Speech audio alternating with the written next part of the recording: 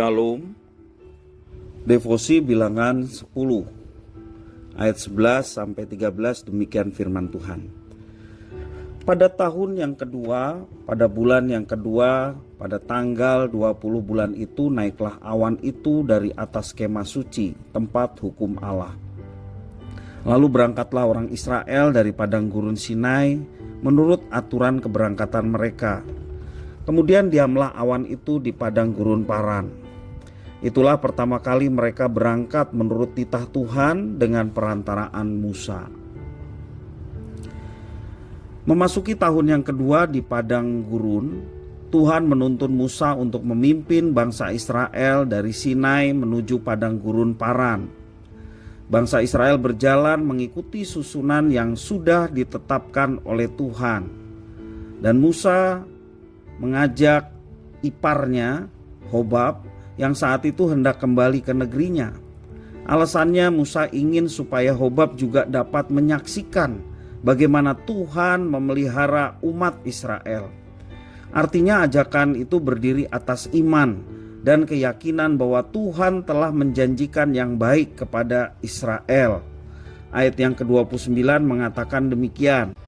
Lalu berkatalah Musa kepada Hobab anak Rehuel, orang Midian, mertua Musa, kami berangkat ke tempat yang dimaksud Tuhan ketika ia berfirman, aku akan memberikannya kepadamu.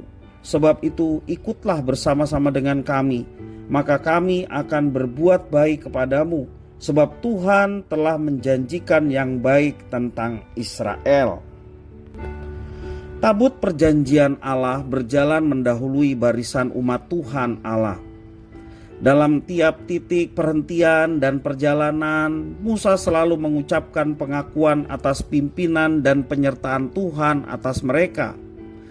Dan pengakuan ini mengingatkan bahwa perjalanan yang sedang mereka tempuh bukan persoalan mengenai bangsa Israel yang sedang meraih mimpi dan keinginannya, melainkan tentang Tuhan yang memimpin langkah mereka.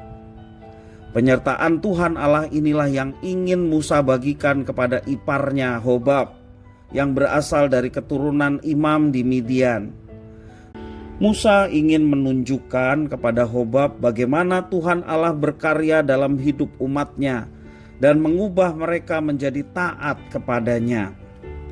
Ada dua pelajaran yang dapat kita tarik dalam pembacaan firman Tuhan hari ini.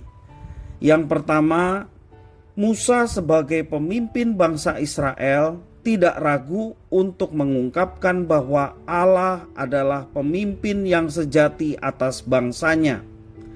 Musa tidak mengklaim hak kepemimpinan itu, akan tetapi ia justru berusaha meyakinkan iparnya bahwa hanya Tuhan Allah yang berkarya untuk membentuk umatnya. Dan yang kedua, sekalipun mereka meninggalkan gunung Tuhan, tiang awan senantiasa memimpin dan menuntun mereka. Ayat yang ke-33 sampai 34 demikian firman. Lalu berangkatlah mereka dari gunung Tuhan dan berjalan 3 hari perjalanan jauhnya. Sedang tabut perjanjian Tuhan berangkat di depan mereka dan berjalan 3 hari perjalanan jauhnya untuk mencari tempat perhentian bagi mereka.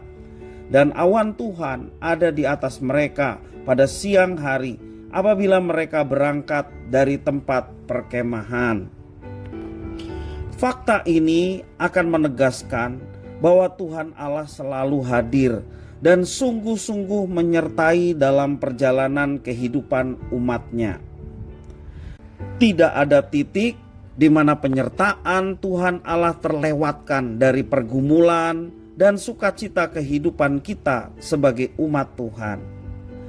Dengan Tuhan senantiasa hadir dalam kehidupan kita, kita berjalan di belakangnya, mengikuti langkahnya, sehingga hidup kita terjamin dan terus mengalami penyertaan Tuhan yang nyata. Biarkanlah Tuhan memimpin hidup kita. Berserahlah kepadanya dan lakukanlah apa yang diperintahkan untuk kita kerjakan. Dan setiap orang yang taat terhadap pimpinan Tuhan, maka ia akan mengalami penyertaan Tuhan yang luar biasa. bahkan kuasanya yang besar akan dialami, dan juga mujizat-mujizatnya boleh dilihat dan dialami dalam kehidupan anak-anaknya yang dengan setia membiarkan Tuhan memimpin kehidupannya di depan. Tuhan Yesus mengajarkan pada kita, Dia pernah berkata, setiap orang yang mau mengikut aku, ia harus menyangkal dirinya, memikul salibnya setiap hari dan mengikut aku. Dia adalah jalan, kebenaran, dan kehidupan. Artinya dia tahu jalan yang baik. Dia tahu bagaimana kehidupan yang berkenan kepadanya. Mari ikuti dia.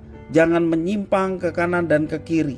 Walaupun dalam mengikut dia, kita harus menanggalkan setiap kehendak kita demi mengutamakan apa yang dikehendakinya. Itulah yang disebut penyangkalan diri. Selain itu juga kita diminta untuk memikul salib setiap hari, mengutamakan kehendak Tuhan daripada kehendak kita. Seringkali kita mengalami penderitaan, dan itulah yang disebut pikul salib. Tuhan Yesus ingin supaya kita mengikuti Dia. Tidak mungkin kita tersesat, karena Dialah jalan kehidupan, Dialah jalan kebenaran, dan pasti Dia akan membawa kebaikan dalam kehidupan kita. Mari kita mengikuti Dia, membiarkan Dia memimpin di depan. Maka hidup kita penuh dengan sukacita dan kebahagiaan. Tuhan Yesus memberkati.